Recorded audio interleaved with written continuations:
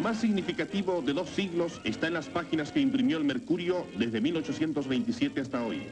A través de 130 años, los diarios de la empresa El Mercurio no solo han reflejado con ética y conciencia periodísticas la actualidad y los problemas nacionales e internacionales, sino que han incorporado la técnica invariablemente más avanzada.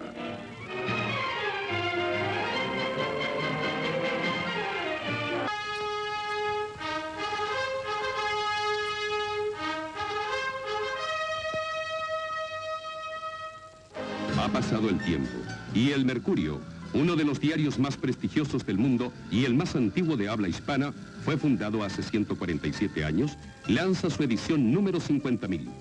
Autoridades, entre las que se cuentan los integrantes de la Junta de Gobierno y personeros de la empresa, se dan cita en un almuerzo de camaradería y reconocimiento a lo que El Mercurio representa para el periodismo, tanto nacional como extranjero. Hicieron uso de la palabra el director del Mercurio de Valparaíso, Alex Varela, y el presidente de la Honorable Junta Militar de Gobierno, general Augusto Pinochet, quien destacó el rol que el Mercurio siempre ha jugado por defender los principios cívicos y democráticos de nuestro país.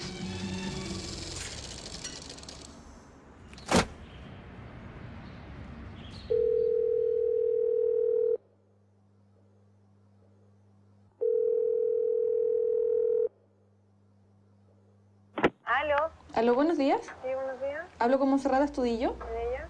Hola, mi nombre es Claudia Lagos, soy profesora de la Escuela de Periodismo de la Universidad de Chile. ¿Cómo estás? Bien, gracias.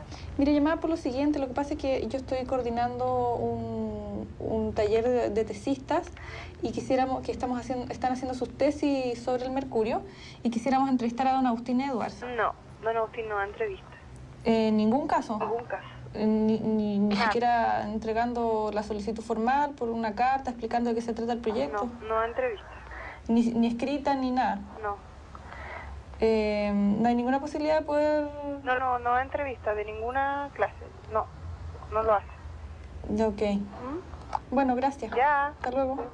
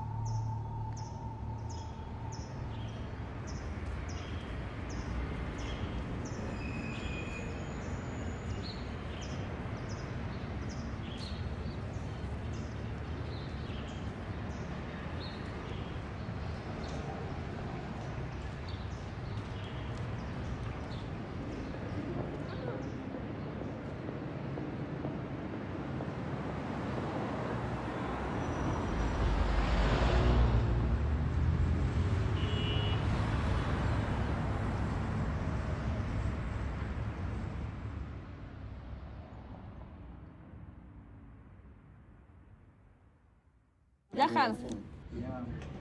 Bueno, lo que yo preparé sobre el vínculo entre el Mercurio y los derechos humanos lo traje redactado, así que lo voy a leer. ¿Qué hizo este diario para ocultar o justificar las violaciones a los derechos humanos?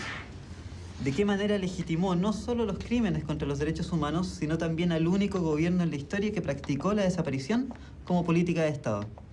Es interesante indagar aquí las razones que lo llevaron a alinearse con el silencio oficial sobre las torturas y desapariciones, en lugar de transformarse, desde su posición privilegiada, en la tribuna ideal para denunciar las violaciones a los derechos humanos. Antes de empezar a investigar cómo hacer esto, habría que también hacerse la pregunta de por qué es relevante investigar estas conductas del Mercurio hoy, 30 años después. Y la respuesta quizás sea simplemente porque el Mercurio está hoy impune.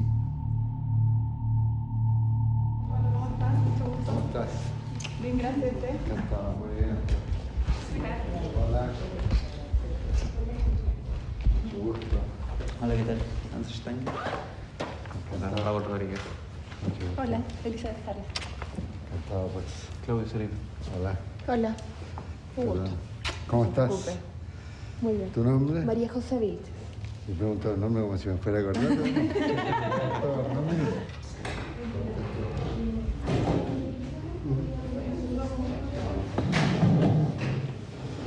Bueno, la gente de producción debería saber hacer un escenario. No, Necesito por por supuesto. cosas de luz que se pudiera sentar más hacia ese lado. ¿Allá? Muy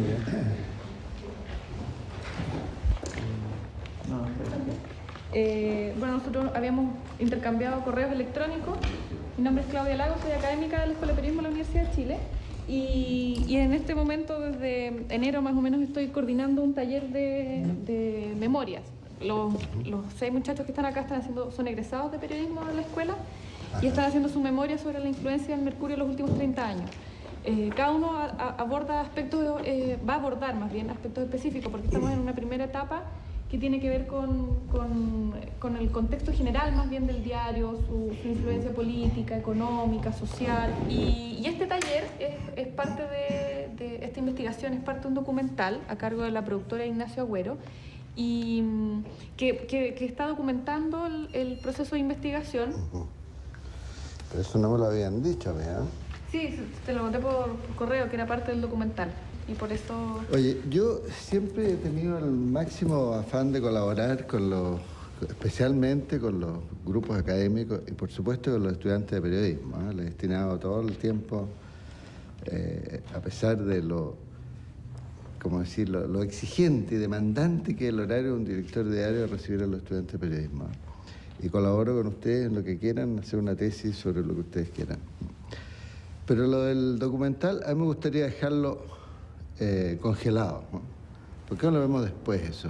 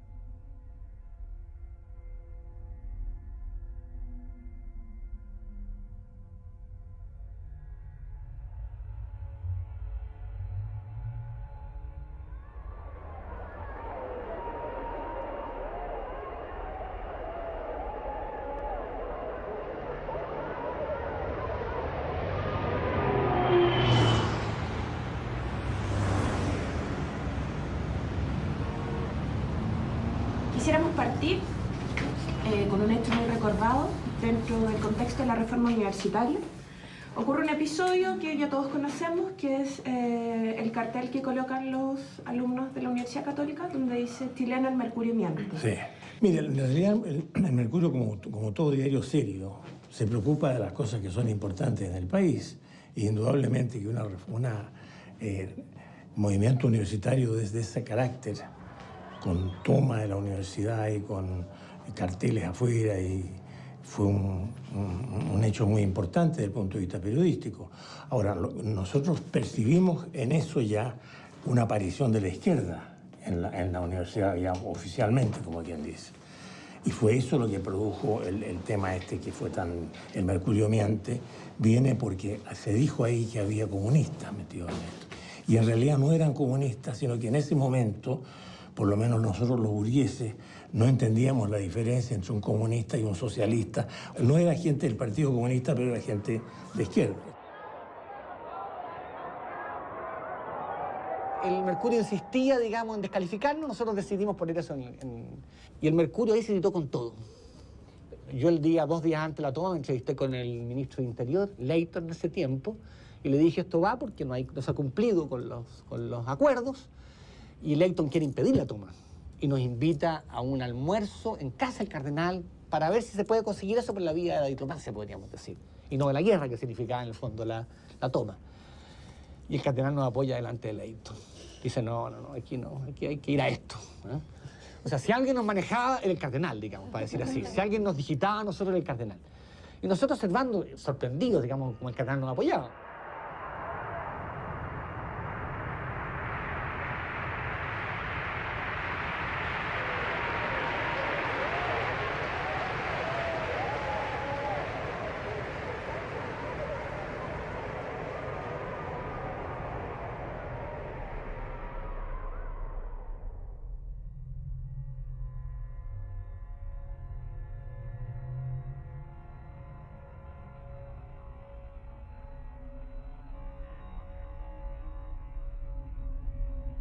La universidad y el mundo latifundiario tenían algo de común. En el año 67, eran los 2 restos que le quedaban a la oligarquía chilena, a las clases altas tradicionales que se habían expresado en la derecha. El Mercurio, que entendió lo que estaba en juego, que era el término de la sociedad oligárquica chilena. El Mercurio entiende eso. La sociedad chilena iba por otro lado. Entonces, frente a la reforma agraria y frente a la toma de la Católica, el Mercurio adoptó una posición extrema que yo creo que está en el origen, porque tuvo que ser consecuente después.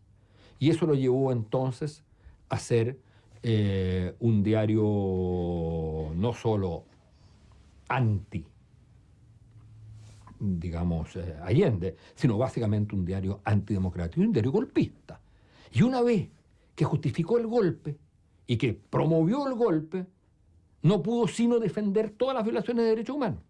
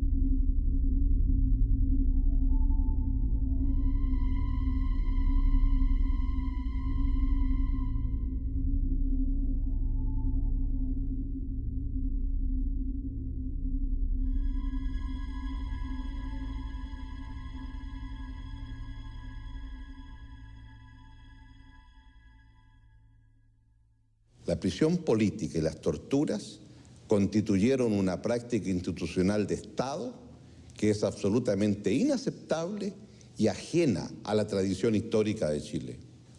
¿Cómo pudimos vivir 30 años de silencio?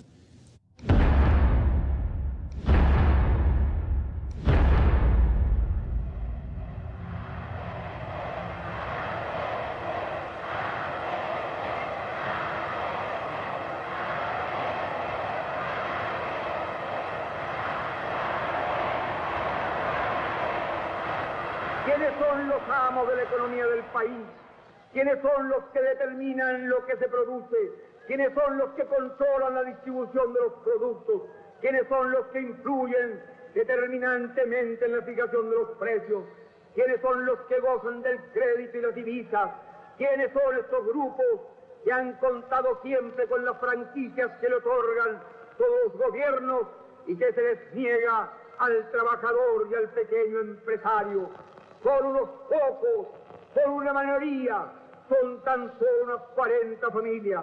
Citaremos algunos ejemplos. El Clan Edward está en el Banco Edward, en el Mercurio, en la editorial Lord Cochrane. Cuando ganó Allende en septiembre de 70, Augustine Edwards viajó prácticamente el día siguiente a Washington y se reunió con su amigo, un hombre de negocio que se llama Kendall, y él hizo el contacto con la Casa Blanca.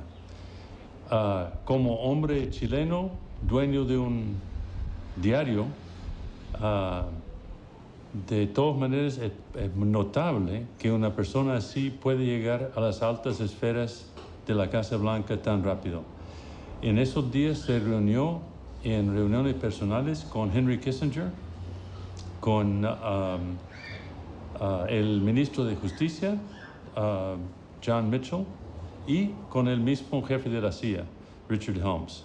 Y ahí empezaron a hablar, ahora tenemos los documentos de las conversaciones, todavía tachados, pero se nota, se da cuenta del tema de la conversación. Era obviamente cómo evitar que tome la presidencia Salvador Allende. Y específicamente hablan de la posibilidad de una opción militar.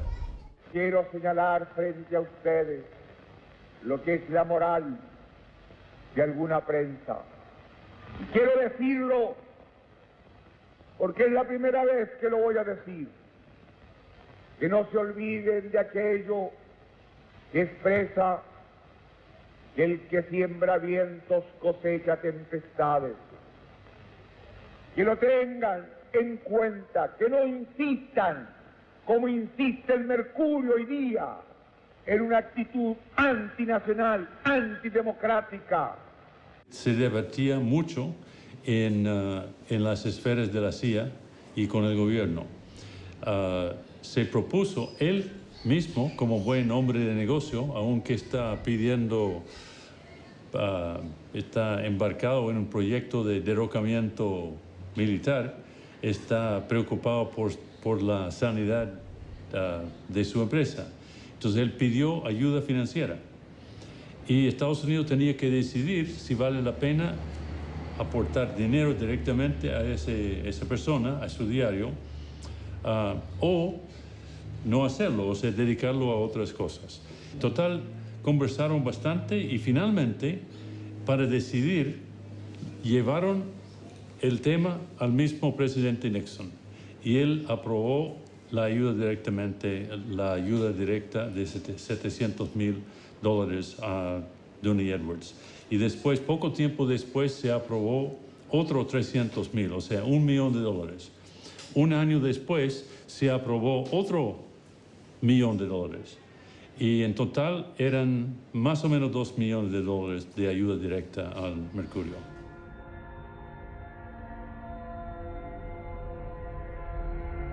¿Usted conoce en qué eran usados esos dineros? No, yo le digo una cosa, nosotros no manejamos para nada la parte financiera. Así que yo no supe absolutamente nada. Todo esto se hacía por otra vía enteramente distinta, si es que hubo, yo nunca lo supe. De todas maneras, usted tenía un cargo bastante importante. Pero como le digo, nosotros el director mismo no tenía tampoco ninguna idea de esto. Todo eso pasaba por esa corriente. Eran dos. Sobre todo considerando que la CIA no era un avisador formal como cualquier otra publicidad. O sea, estamos hablando de un financiamiento que perseguía ciertos intereses. ¿Usted sabe el monto de estas $700.000 el primer año, hasta $1 millón y más. Decía, y eso sale en el informe Church, que es los archivos desclasificados. Yo no sabía la idea. De eso, sinceramente, primera vez que conozco las cifras. 950.000 adicionales después, a partir de... Al final, se supone que fueron casi 2 millones de pesos, de dólares, disculpe. Claro. 2 millones de dólares al No diario. sería raro porque en realidad el avisaje cayó tan verticalmente y el diario siguió caminando. Yo tuve una cierta disminución en la renta, pero nada más, no fue una cosa muy...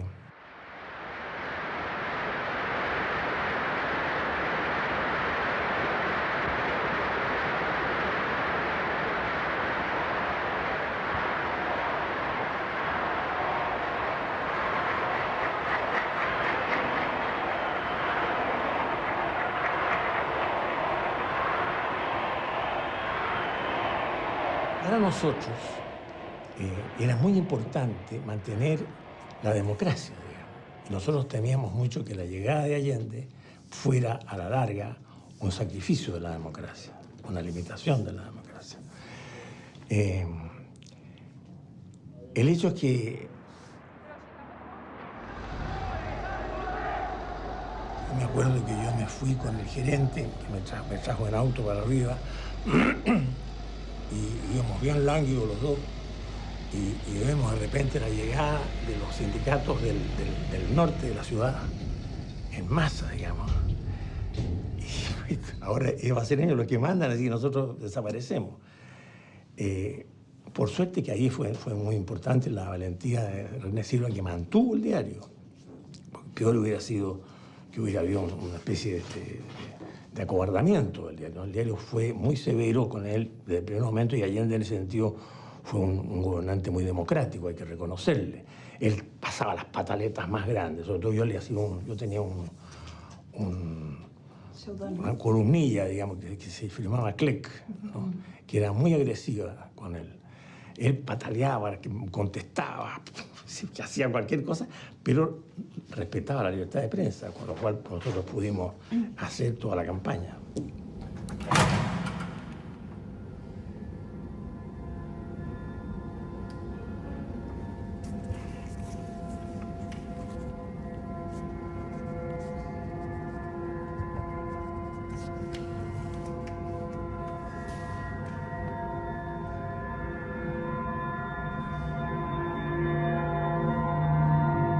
¿Qué opinión le merece esta intervención extranjera en capitales? Me parece pésimo. Si hubiera yo sabido, habría tenido esa actitud. Y claro que, por cierto, que no era admisible eso. Ahora, lo probable es que siempre que ocurre una situación así, la ayuda extranjera viene.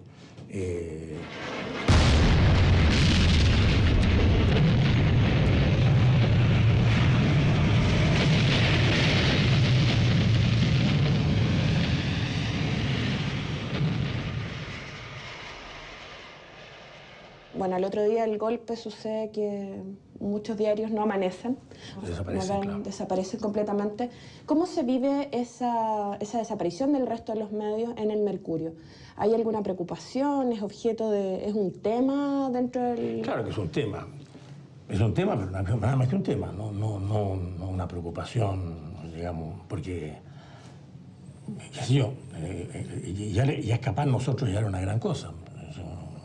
Un náufrago normalmente no se preocupa de los otros, salvo que sean parientes de él, ¿no?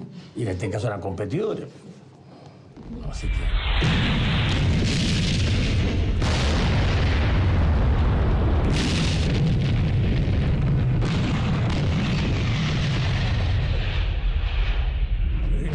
La libertad de expresión siempre fue un tema en el Mercurio, pero también la suspensión de actividad de los competidores no fue una mala noticia, ¿eh? Se reconocerá.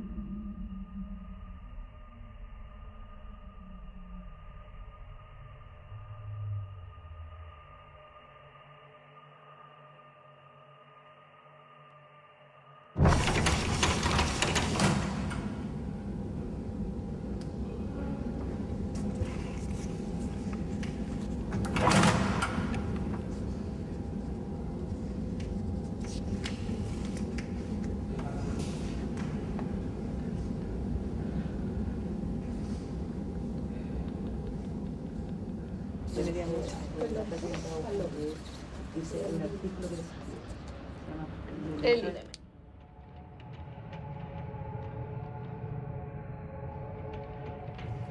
Tengo como 3 aristas. Uno que está relacionado como con los antecedentes que me pueden entregar los familiares de los detenidos desaparecidos, que es como reconstruir la historia a partir de ellos, de sus antecedentes, de su historia, de lo que tengan que contar. No, y de hecho este caso es importante porque es el ícono de la vergüenza de la prensa nacional. O sea, muchos periodistas lo toman así. O sea, cuando le preguntan como de qué se podría avergonzar la prensa nacional, hablan del caso de la lista de los 119. Cuando aparece la lista de los 119, nosotros estábamos en el comité de Propaz, era un día que había reunión, y llega un familiar, que precisamente mi hermano, y llega con el diario La Segunda, que es la primera lista. Y llega alterado, llorando, y dice, los mataron a todos. Y muestra la tapa del diario.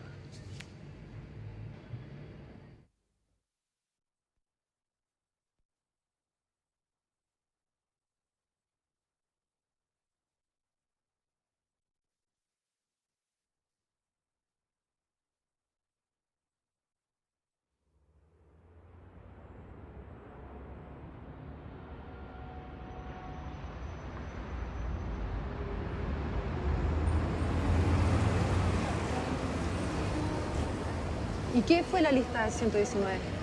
La lista de los 119 es un montaje comunicacional que articuló la dictadura para dar una respuesta por el cuestionamiento internacional que había por las personas que estaban detenidas y estaban siendo reclamadas por sus familiares.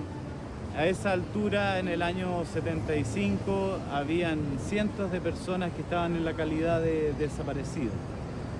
Y ante estos cuestionamientos, la dictadura orquestó mediante la DINA y sus contactos en el Cono Sur la aparición de 2 listas en 2 medios que tuvieron solamente una edición. Que una fue la revista Lea en Argentina y la otra publicación fue el diario Novo Dia en Curitiba, Brasil.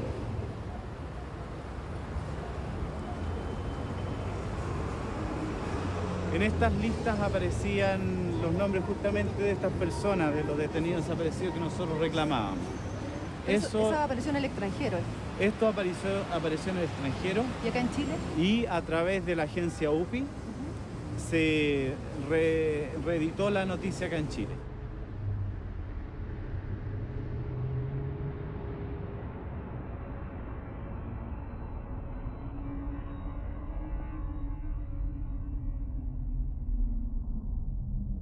Nada se publica en este país en un medio que no sea de la satisfacción del dueño de la empresa. La Operación Colombo y la publicación de este listado de los 119, ¿qué era? Era simplemente una operación de desinformación. Mientras todos buscábamos estos 119 que fueron privados de libertad en Chile, y encerrados en los campos clandestinos de la DINA y allí hecho desaparecer, los medios de comunicación publicaban de que esta gente había muerto en el exterior, matándose entre ellos mismos.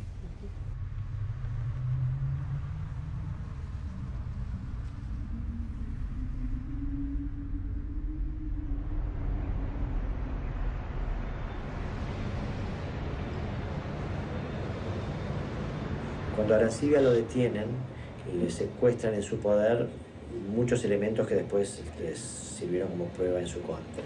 A él le secuestran en su poder una gran cantidad de cartas que él le enviaba a la DINA exterior, y también le fueron secuestradas cartas que él recibió de la DINA, donde quedaba claro cómo le pedían a él que interviniera en la publicidad de este plan, que yo siempre considero que era muy macabro, de hacer aparecer en la Argentina como muertas personas que en realidad habían desaparecido en Chile, con la utilización de cadáveres argentinos no reconocibles. Eso fue lo más monstruoso del operativo Colombo. Al mismo tiempo, cuando él lo detienen, le encuentran en su poder 5 cédulas de identidad de ciudadanos chilenos, porque la idea era aprovechar un cuerpo argentino no reconocible y unirle a ese cuerpo una cédula de identidad de un desaparecido en Chile. para que quedara claro que, por lo menos para lo que se quería mostrar en Chile, que en realidad estas personas desaparecidas en Chile no estaban en Chile, sino que habían cruzado a la Argentina y se habían muerto en enfrentamientos con sus propios compañeros de armas. Estaba yo con una amiga muy querida que es Arcadia Flores, que posteriormente a ella la mataron. Estábamos dirigiendo el grupo y nos pasa el diario y empezamos a leer la lista. Y estaban los familiares ahí. Tú comprenderás que quedó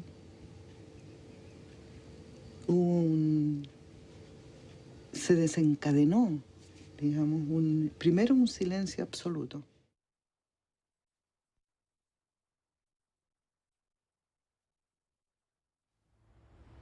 Había nuestras mamás que se deshacían en llanto y estábamos las que éramos un poquito más fuertes, consolándola, diciéndole que no creyeran porque no era la verdad. Hubo un grupo que incluso fue a algunos diarios a reclamar, a preguntar de dónde habían sacado la información. ¿Se acuerda de eso? Empezamos a salir nosotros puerta a puerta y fuimos al Mercurio, fuimos a los diarios donde salieron las noticias. Fuimos a reclamar que eso era una mentira. ¿Qué pasó cuando fueron al Mercurio, por ejemplo? Nada. Siempre nos decían, nos hacían sacar con carabineros, o nos decían que no, que eso, ellos no sabían nada.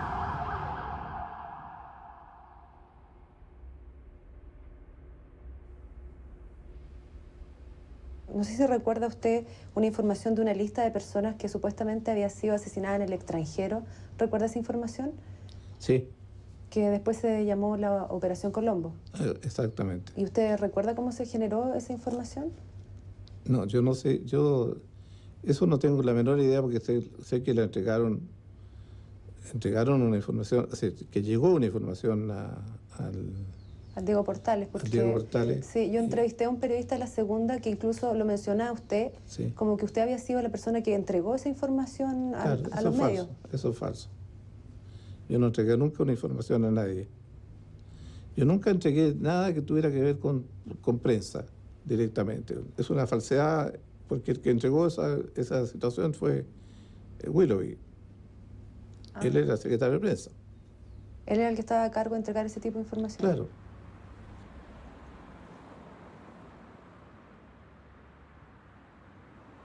Inventaron los servicios de inteligencia esto de que todos los desaparecidos habían muerto en un enfrentamiento y sacaron un diario falso. No podía ser más burdo y malo, y ahora yo creo que van a ir para adentro por eso. ¿Sabe? Esa es una técnica que ustedes la conocen, que es la del rebote. Entonces, lo que hicieron fue dar la información en Santiago para que rebotara en Brasil, y salía en Brasil, y entonces se aprovecha el Río de Janeiro del diario ta. Dice, ¿cómo se enteró de esta noticia? De estos 119 chilenos que supuestamente... Porque llegó a mi oficina una persona que me mostró un diario, entonces, un diario brasilero que era una fotocopia. Llamé al subsecretario de Relaciones Exteriores y le dije, mire, hay esta cuestión, entonces yo le voy a pedir oficialmente de que usted le escriba al embajador en Brasil para que le diga que sí o no existe ese diario. Y me dijo, conforme. Y después de los 2 o 3 días me llamó por teléfono y me dijo, tenemos la confirmación de que no existe. Entonces yo tenía reunión con la Junta y le dije, pasa esto. Obviamente algunos de ellos sabían que lo había pasado. Pero ese diario no existe. Entonces yo lo que voy a hacer es que a mi nivel esto no existe. Pero igual la prensa publicó esa información. Claro, porque tenían canales propios. Si también la DINA pagaba periodistas y DINACO les da pitutos también sobre eso. ¿Sabe a qué periodistas le pagaba la DINA? ¿O se recuerda algunos que sean...? ¿Cómo cree usted que se podían montar estas noticias falsas? ¿Cuál es su locuración? ¿Qué se le ocurre respecto a eso?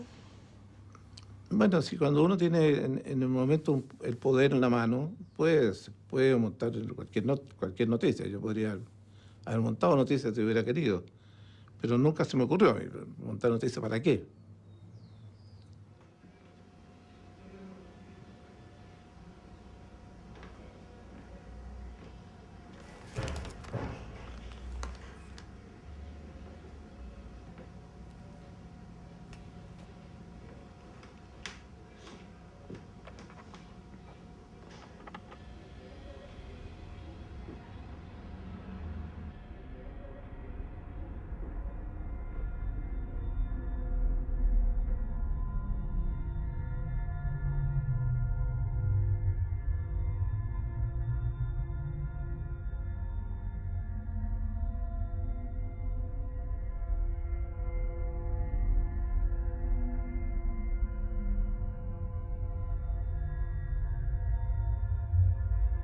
Ahora, no entiendo la noticia falsa de esto de los ¿cómo se llama? Los 119, estos de Colombo, no la entiendo. No la entiendo como noticia falsa. ¿Por qué la hicieron? En el ambiente rondaba esta cosa, en el ambiente rondaba. No es que yo supiera algo de ello, pero rondaba en el ambiente que habían detenido desaparecido. Le dije, mira, lo peor que puede hacer cada uno que tiene que tener su nombre, su apellido, sus cosas, porque muerto el perro se acabó la rabia, dice el viejo refrán. Se murió, se acabó. Pero si no se murió, si desapareció, no se murió y no se va a morir nunca. Todas estas cosas están entrelazadas, están mezcladas. Y por eso digo que no tiene ninguna importancia en la historia de Chile 600, 800 muertos acá, de esta naturaleza. Ninguna importancia. Matar comunistas en un momento determinado era una necesidad biológica, poco menos, de los militares, para poder funcionar. Y una necesidad que tenían que cumplir para poder equilibrar el país. Bueno, se les pasó la mano, se quedaron cortos. Para mí se quedaron cortos.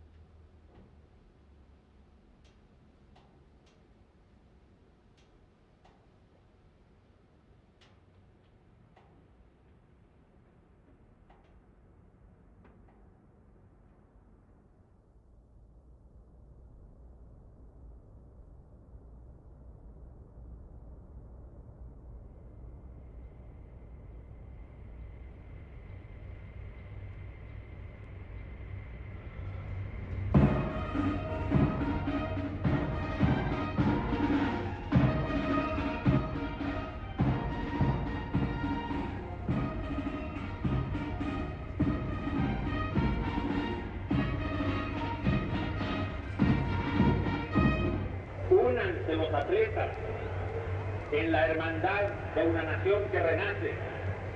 Pierdan o ganen, pongan en juego sus mejores energías y para que en el ardor de la competencia brillan las nobles virtudes olímpicas. Únanse los atletas en la hermandad de una nación que renace.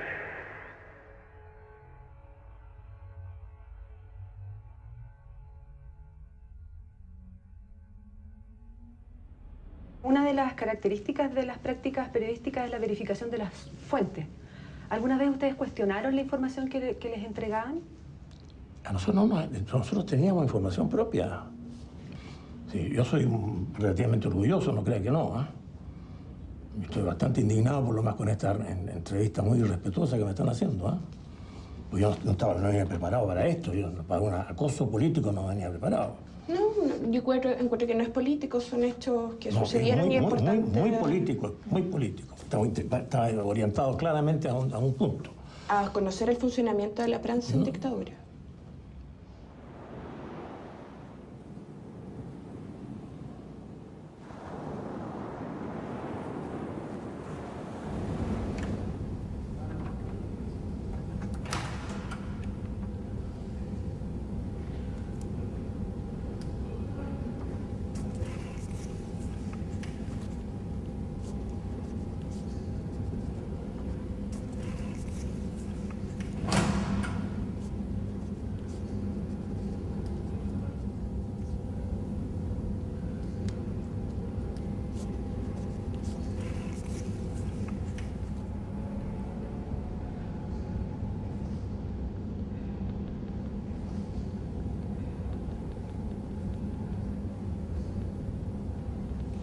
Bueno, esa hermosa y joven mujer de 23 años que señalaba el mercurio en septiembre de 1976 correspondía a Marta Ugarte Román, una militante del Partido Comunista que a esa fecha tenía 42 años. Yo la conocía desde mi juventud por el hecho de que ella era del mismo partido que mi padre, que al momento de la detención era el subsecretario general del partido. Marta Ugarte había sido detenida el día 9 de agosto de 1976 y desde ese momento, al igual que muchos otros militantes, se encontraba desaparecida. Hasta los primeros días de septiembre, en que otra militante comunista, Rosa Leiva, recuperó su libertad. Al obtener su libertad, concurrió a la Vicaría de la Solidaridad y allí ella narró todo lo que había compartido con Marta Ugarte en la celda durante esos días. Al cabo de una semana nos encontramos nosotros con la foto de Marta Ugarte, el cuerpo que había aparecido en la playa Los Molles, donde se señalaba de una hermosa y joven mujer de 23 años, y realmente fue un impacto muy grande para nosotros ver su rostro, porque lo que nos había dicho esta prisionera que había recuperado su libertad se había cumplido, de que ni ella ni mi padre iban a salir con vida de ese lugar. En el caso de Marta Ugarte, se trataba de una mujer, por lo que yo recuerdo ya, cerca, alrededor de 40 años ya, y que habría sido lanzada desde un helicóptero o un avión y que presentaba heridas terribles en el cuerpo, y se hizo pasar esto, tanto por el mercurio como por la segunda, como por la tercera, como un crimen pasional, en circunstancias que estaba muy claro que ella desapareció a través de un arresto ilegítimo realizado por personal de investigaciones de Chile, quienes los entregaron, obviamente, a un cuerpo militar, yo presumo que fue la DINA, y después ya no se supo más de ella hasta que apareció su cuerpo en la playa de La Ballena, cerca de Los Vilos. Eso es lo único que puedo decir de ella. Sí hubo una maniobra de prensa. Llegué yo a interrogar a algunos periodistas que revelaron de una manera muy elocuente este crimen pasional, en el cual obviamente no se puede creer.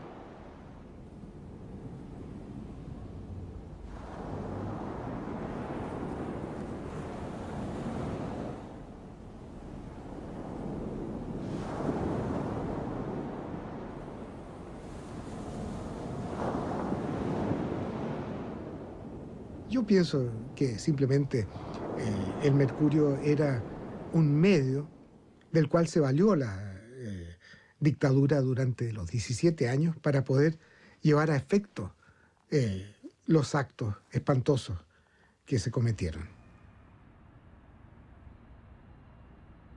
Me sentí que yo había escrito una hueá que nada que ver, pues, entonces que era gravísimo, pues fui, pues. O sea, yo tengo mi moral, no, yo soy cristiana, no. Yo la vi muerta. Creo que fui de las pocas que la vio en la morgue. La encontré mucho más joven, además. Estaba tan delgada. Esa cuestión la tengo aquí.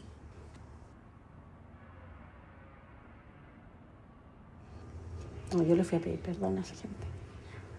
¿Sí?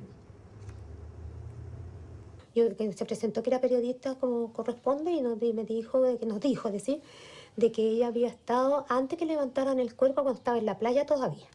Antes que lo sacaran de la Entonces que ella la había visto, que había quedado bien, que se notaba que era una persona buena moza, que tenía bonita piel. Esa fue la conversación. Lo describió en esos aspectos. Y que nos decía esto para que nosotros nos tranquilizáramos, quedáramos más tranquilas. Quedamos tranquilitas. Eso fue una cosa así, no fue más. No, estaba totalmente desfigurada. La expresión de su cara fue muy terrible, porque la verdad que tenía una expresión de dolor, de espanto, de horror. Una cosa muy terrible tenía la expresión de su cara con los ojos desorbitados, porque parece que ella todo lo vio. Lo que pasa es que, yo te voy a decir una cosa, lo que pasa es que yo escribí que era una niña joven, ¿ah? Porque yo la vi joven, pero era que estaba flaca, porque quizás cuánto tiempo la habían tenido presa que no comíamos, ¿entendí? Y en la ligereza que uno puede tener para escribir. ¿Y cómo se fue acercando, por ejemplo, al organismo de seguridad, por ejemplo, a la DIN, a la CNI? Bueno, esta cuestión fue una movida que hicimos todos juntos, porque era una fuente noticiosa. Entonces yo dije, hay que ver estos buenos porque hay que preguntarle las cosas que pasan, hay que tener un contacto. Y fuimos con el Pablo Honorato y un par más. Ellos tenían su staff, anda a saber tú. Mandarían comunicados también. A veces debe haber pasado que nos contaron algo.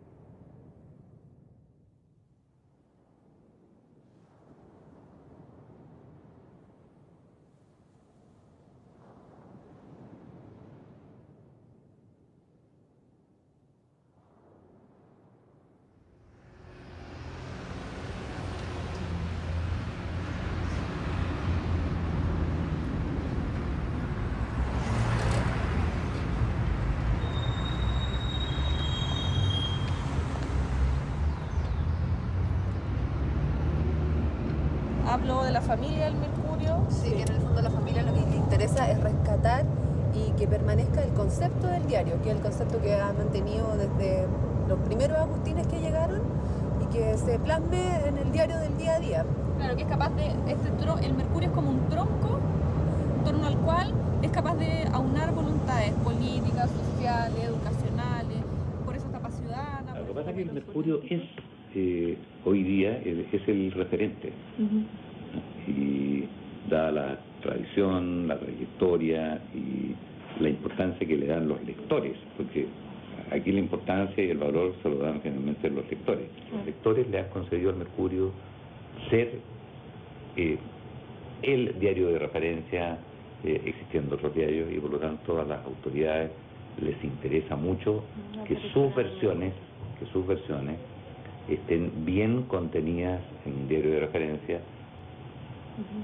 Y el Mercurio ha sido el diario de referencia, y en todas las encuestas y en todos los estudios siempre aparece como el diario de referencia de Chile. El Mercurio es como el tronco de esta visión de mundo, esta visión de sociedad, en torno a la cual además está esta relación con otras instituciones, porque el Mercurio es más que un diario. Eso lo dijo él. Que era como una guía, como que va cambiando según los tiempos, que eres más abierto, que incluye otros temas, pero que es, ante todos estos avatares, es como una guía para la sociedad. Claro. Oye, y entonces Edwards dijo que era muy difícil porque no da entrevistas, claro, porque no da entrevistas, porque era tímido y porque estaba medio sordo. Un poco sordo. Un poco sordo, sí. Una de las entrevistas más difíciles de mi vida fue para el centenario del diario El Mercurio, que en El Mercurio me pidieron que entrevistara a don Agustín Edwards. Ya estábamos en Democracia. Y fue difícil porque, en primer lugar, es muy difícil entrevistar al patrón, ¿no es cierto? Yo no tenía ninguna confianza con él. Y tenía la conciencia clara de que había preguntas incómodas que yo debía hacérselas al dueño del diario en su diario. No se la doy a cualquiera. Y después me metí en temas de prensa, digamos, que también había bastante tema. Y finalmente un gran recuadro con con el Mercurio como responsable, qué responsabilidad asumía por haber sido tan sigiloso, digamos, tan cuidadoso, durante el régimen militar.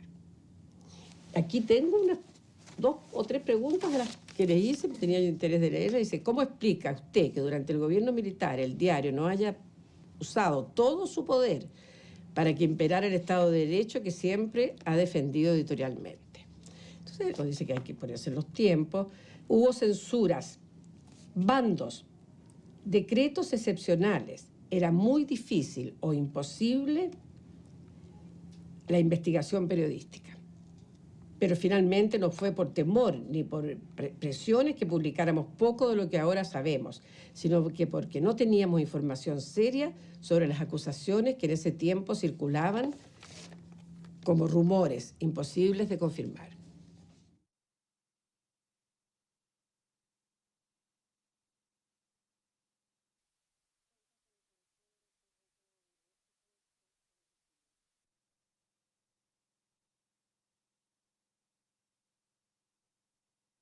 Yo tenía un conteo de detenciones semana tras semana, o sea, todos datos de la vicaría y de otra gente de derechos humanos, que yo sabía quiénes habían desaparecido y cuántos habían desaparecido cada mes. Eso durante o sea, mientras estaban desapareciendo, yo estaba haciendo ese conteo.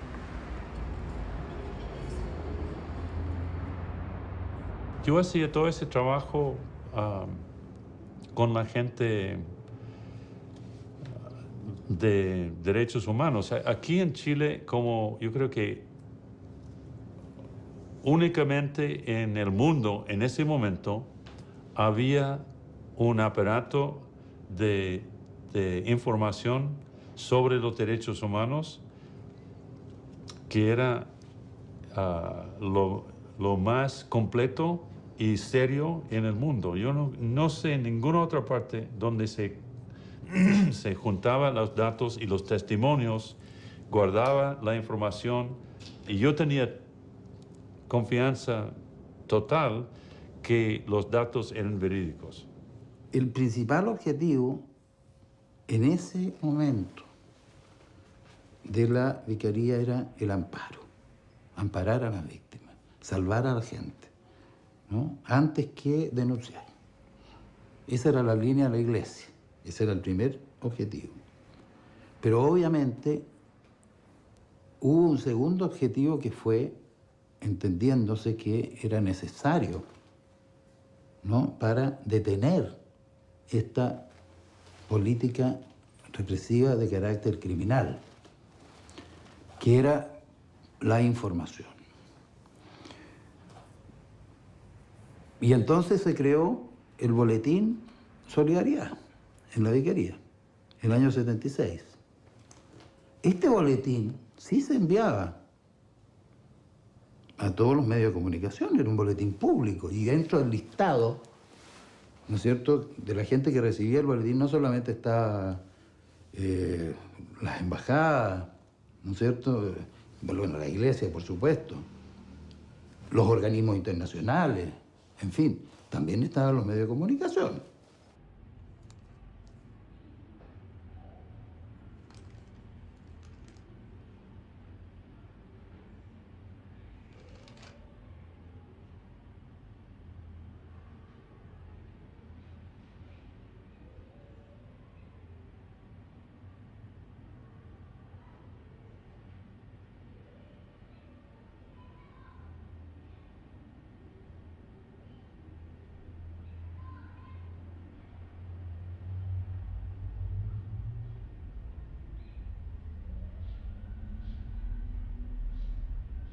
Yo una vez dije en Radio Cooperativa, y se armó un pequeño lío, que la prensa chilena le debía una explicación al país. Estaban hablando mucho en ese tiempo del perdón, del reconocimiento de responsabilidades. Creo que la Asociación de la Prensa, el Colegio de Periodistas, los medios de comunicación, todos todos pecaron de lo mismo, o sea, no era fácil, no era fácil. Individualmente muy difícil, pero uno dice, esos tremendas paredes que tienen los medios, imagínate un Mercurio clausurado, habría sido un escándalo internacional. Ellos debieron haber usado más poder. Ellos tenían un poder enorme, la prensa es un poder, el Mercurio tiene un gran poder, y yo pienso que pudo haberlo usado más. O sea, ¿por qué no se jugaron más? Entre otras cosas, porque eran partidarios del régimen. Eso es obvio, ¿no es cierto? Señores, la democracia es el mejor caldo de cultivo a los comunistas. Y este gobierno chileno hoy repudia al comunismo, con todas sus letras.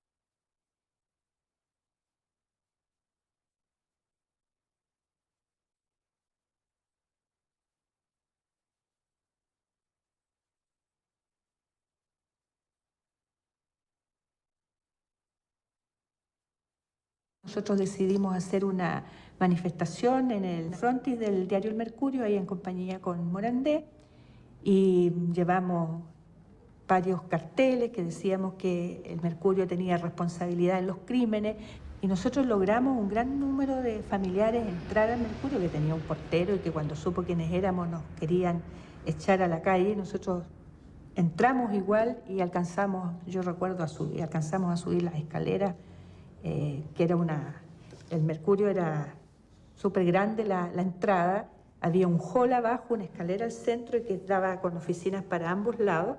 Y recuerdo que cuando nosotros íbamos subiendo ahí, yo ya conocí personalmente al que era su director, a Arturo Fontaine, y que salió poniéndose los anteojos, diciendo, pero ¿quiénes son estas mujeres que irrumpen en mi diario? Échenmelas a todas de aquí, vociferando. Por más que tratábamos que nos escuchara, él no escuchaba. Nosotros, señor Fontaine, somos familiares de detenidos desaparecidos, hemos venido a... No, venía un griterío que armó, que al final pidió que nos sacaran. De hecho, cuando salimos, 5 compañeras fueron detenidas y estuvieron 5 días presas en la comisaría por el solo hecho de que nos hubiésemos ido a manifestar dentro del Mercurio y de no haber contado con la autorización de quién era su director.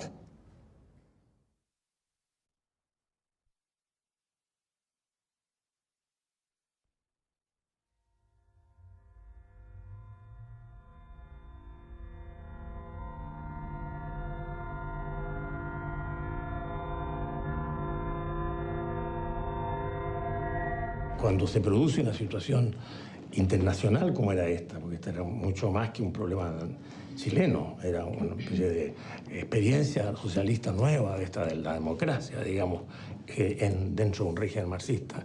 Era una cosa de gran interés para el propio movimiento comunista, así que ellos tienen que haber tenido también muchos recursos. ¿Y usted sabía de las gestiones que estaba haciendo Agustín Edwards?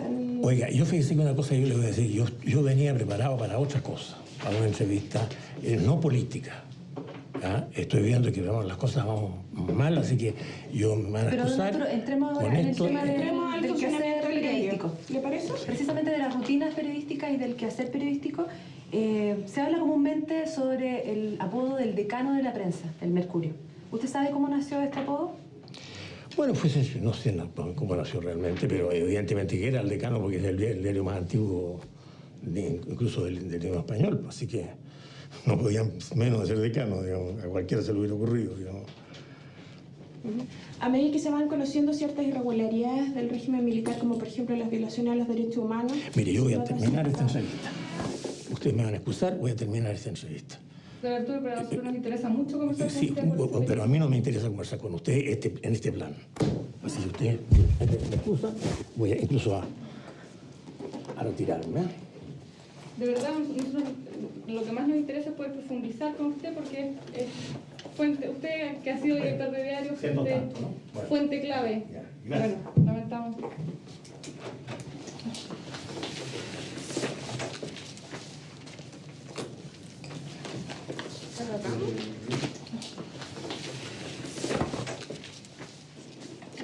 Partamos la base, yo creo que habrá consenso sobre eso, que el Mercurio tiene una enorme responsabilidad de las violaciones de derechos humanos y que es uno de los actores que no ha reconocido esa responsabilidad.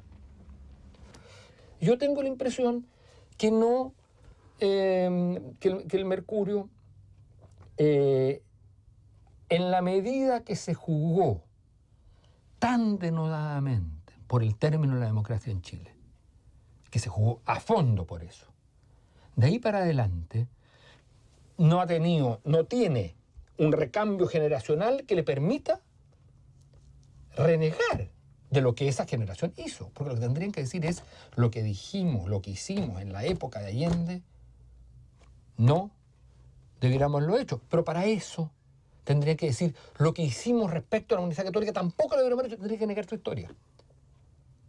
Entonces, en ese sentido, si hay un actor que va a defender siempre las violaciones de derechos humanos y que nunca va a poder ser portador de un mensaje, digamos, libertario y democrático, es el Mercurio. Aunque a muchos de nosotros nos den columnas a veces para opinar, aunque el diario aparezca a veces con un cierto pluralismo, sin embargo, su esencia es la del Chile autoritario, más duramente derechista y...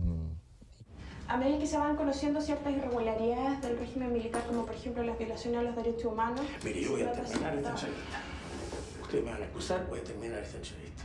Don Arturo, pero a usted nos interesa mucho conversar con Sí, usted. pero a mí no me interesa conversar con usted en este plan. Así que usted me excusa, voy a incluso a retirarme. De verdad, lo que más nos interesa es poder profundizar con usted porque usted que ha sido director de diario, fuente clave. Bueno, lamentamos.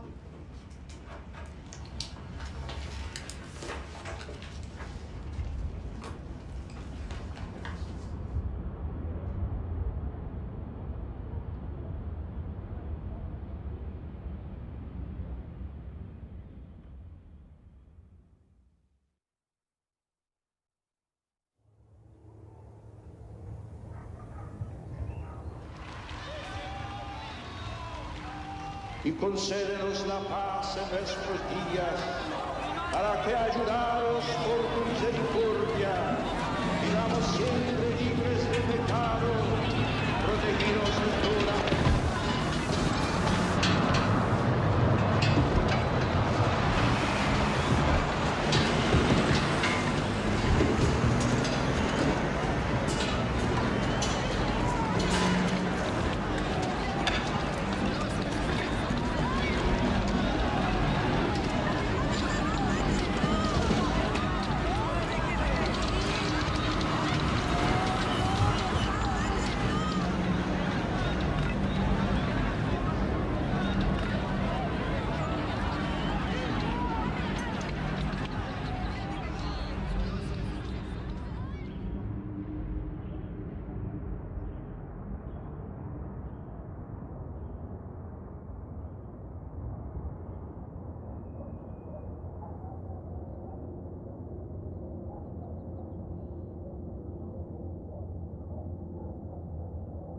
el montaje de esto del diario Mercurio, ¿cierto? Parte de una foto en la cual yo sí aparezco en la universidad, que fue obtenida de los organismos internos, o sea, una CNI interna que nosotros teníamos en la universidad, y se me involucra junto con una foto que supuestamente del Parque O'Higgins, del incidente, acusándome que ser uno de los violentistas en el Parque O'Higgins cuando vino el Papa. Hecho los cuales yo ni siquiera estuve en el lugar. El director del Mercurio, dentro de esta conversación rutinaria que tenían todos los directores de medios con el gobierno, y cuestión que es legítima desde el punto de vista de ellos y legítima desde el punto de vista del gobierno también, y ocurre siempre, había planteado la solicitud de disponer de información como primicia. Sin embargo, yo hice presente que a mi forma de ver la información que procesaba CNI no era confiable.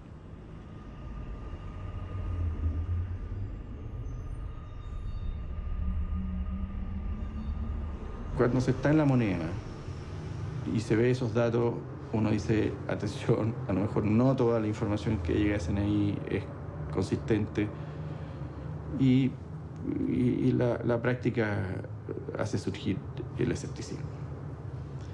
De manera que cuando a mí me entregaban periódicamente información sobre el estado de las investigaciones, no me parecía que hubiera consistencia en la información. Y por esa razón yo le dije en reiteradas ocasiones al director del diario de que no disponía de esa información, que no me parecía confiable la información que por el momento se tenía. Después entiendo que a través de sus red de contactos y relaciones el diario estableció contacto con gente del organismo de seguridad y estos, al ver la negativa de la moneda a dar validez a su información, la entregaron directamente. Cuando publicaron esta foto, ya estaba ya detenido. La noche anterior, el día de la noche anterior, tipo 11 de la noche, esto ya está impreso, me fueron a buscar a la 1:30. Aparece el diario y resulta que cuando el diario se está imprimiendo, no había decreto, no había nada respecto a nuestra detención. Tuve aproximadamente 5 días, en la cual los niveles de tortura y de amedrentamiento fueron subiendo.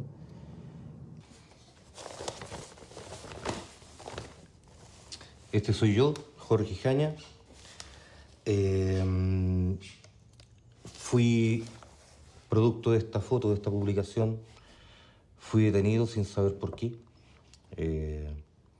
La CNI me arrestó en mi casa, en mi domicilio, y me llevó al cuartel de Borgoño, encapuchado, donde fui torturado sin saber por qué. El montaje de esto fue tan burdo, tan estúpido, tan tontamente hecho, que al nosotros presentar la querella, ¿cierto? Esto lo acogió un juez. Y en aquellos tiempos, ¿cierto?, que lo acogiera un juez era importante, porque no acogían recursos de amparo que estaban peligrando la vida de las personas, pero esto era tan claro, tan burdo, que sí lo cogió y le significó 2 veces el careo del señor Cuadra con el señor Edward.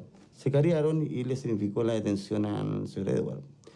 Pero se mostró claramente que todo este montaje está todo organizado, digamos, casi formalmente, entre el Mercurio, el gobierno, la CNI, que al final eran uno solo. Vino la querella de parte de los afectados y en la investigación judicial a mí se me consultó como responsable del Ministerio de Secretaría General de Gobierno si tenía conocimiento de la entrega por el Ministerio de esa información y en especial si yo había entregado la información, a lo cual respondí negativamente porque efectivamente hasta el día de hoy yo no sé quién entregó la información a quién.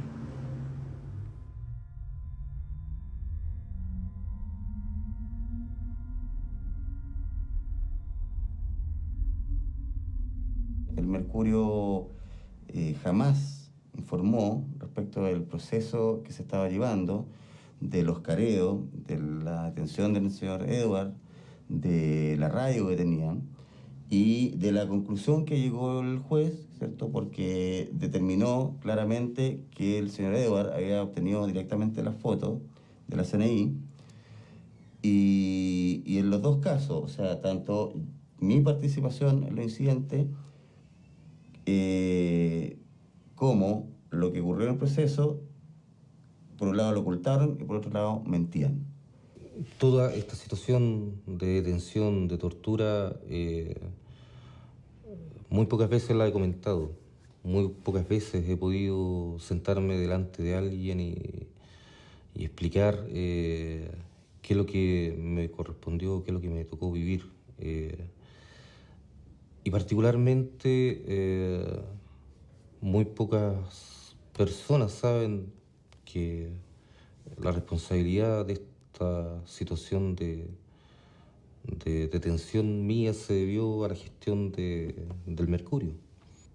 Y es importante que se sepa o es importante determinar que precisamente estos abusos de poder que se hacen con la publicidad dañan no tan solo la imagen inmediata de una persona, sino que también se daña parte de la vida completa. Es un tema que para mí es sumamente sensible, no lo he podido conversar aún con la familia cercana.